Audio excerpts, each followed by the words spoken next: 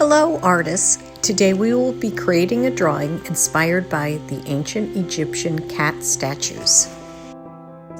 You will need a sheet of white paper, a pencil, an eraser, possibly a ruler, a black permanent ink marker, and then crayons, colored markers, or colored pencils, really whatever you have on hand. You will need guidelines on your paper, which you can create by either folding your paper or using a pencil and ruler to mark them. For folded guidelines, simply fold your paper in half vertically one time and then horizontally 2 times. Unfold your paper and you're ready to go. You will use your pencil and ruler to draw the guidelines. First, you will draw a line down the center to divide the paper in half vertically. Then you will measure the long edge, which is 11.5 inches long, divide that by 4 to get 2.75. So you will mark the long line accordingly. The vertical line is the line of symmetry, so whatever you draw on the left side, you need to draw on the right side of the line of symmetry too. Using pencil, draw a wide V shape to form the cat's head. Be sure to leave room at the top of the page for the ears. I like to place a dot on either side of the vertical line to mark where the V will begin and end, and also a dot at the bottom of the V.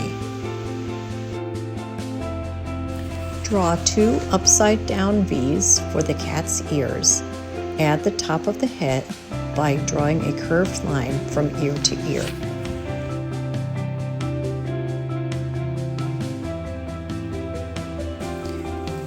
Draw 2 eyes.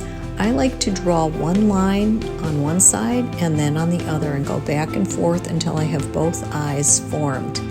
You'll also want to draw a nose and 2 curved lines that extend from the bottom of the nose out to the cat's cheek to form the mouth. Draw the cat's neck by drawing a short line on either side of the cat's face, just below the outside edge of each eye. The lines should curve out a bit so that the neck is big enough to support the cat's head. Place your pencil on one of the necklines and continue drawing the line down to the bottom of the page, leaving room for the feet. Notice how the line curves out and then curves in. Do the same thing on the other side.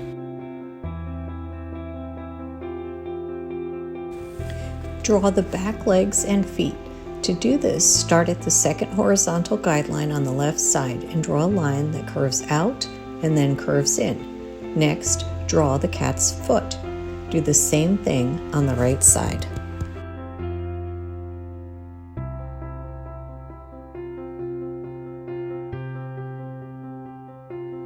Now finish drawing the cat's front legs and front feet. Do your best to make sure they're equal distance from the line of symmetry or the vertical line.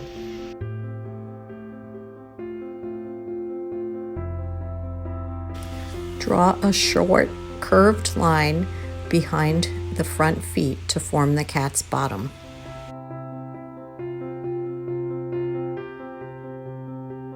Now it is time to have fun by giving your cat some jewelry.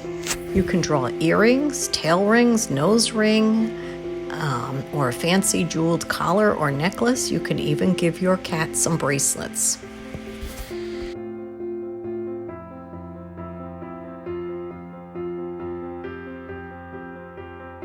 Now it is time to go over all the pencil lines that you would like to keep with a permanent ink marker, such as a Sharpie marker. I use the extra fine point Sharpie marker to go over the jewelry lines because those are a little bit more delicate. And then I use the fine point, which is a little bit thicker, to outline the cat's head and body and legs and tail.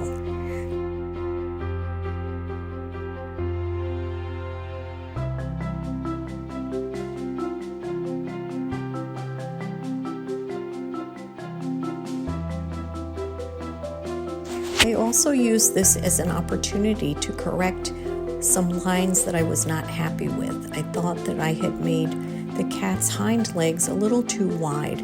So when I went over them with the black Sharpie marker, I corrected it and made the line the way I wanted it to look.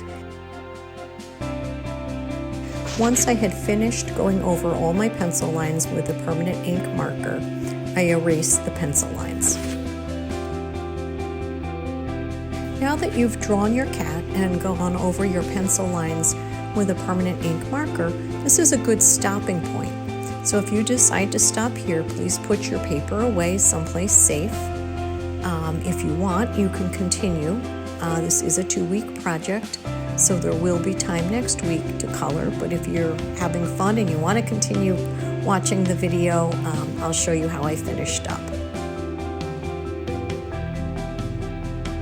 I chose to give my cat a scarab beetle pendant and also a jeweled necklace. And the lines in there were very narrow and small, so I decided to use colored pencils for the jewelry because the colored pencils had a fine point and it was easier to get into the very detailed areas. That's entirely up to you though. I also decided for the cat's body that I would use a black crayon.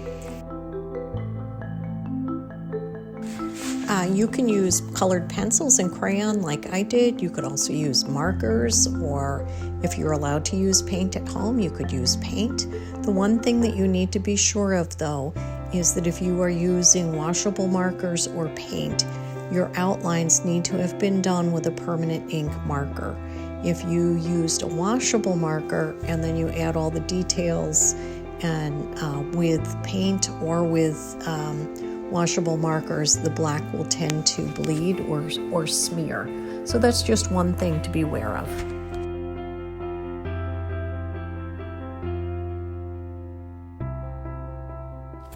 So now when I'm coloring in my cat, I need to let you in on a little secret, which you probably already know, and that is that I do not color this fast.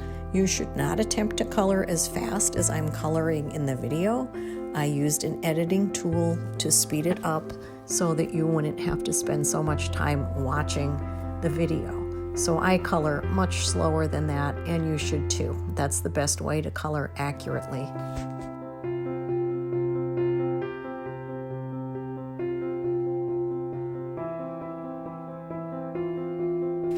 When I use crayon, I like to apply multiple layers, light layers of color to get a more even application. So you'll notice that I'm coloring first in one direction and then I go back and I color over it in the other direction.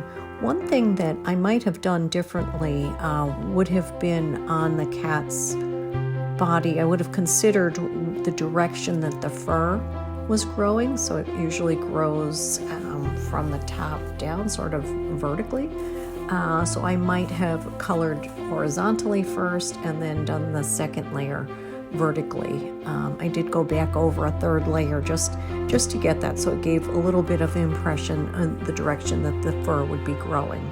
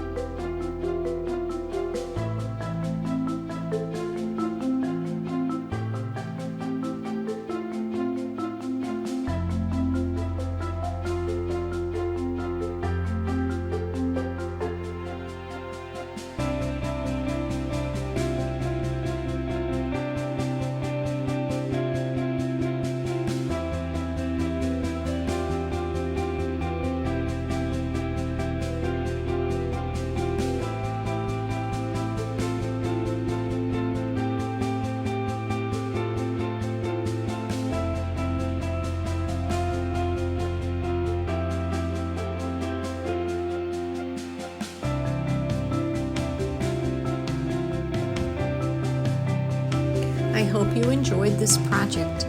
When you've finished your drawing, please take a photo of it and upload it to Google Classroom. I can't wait to see your drawing.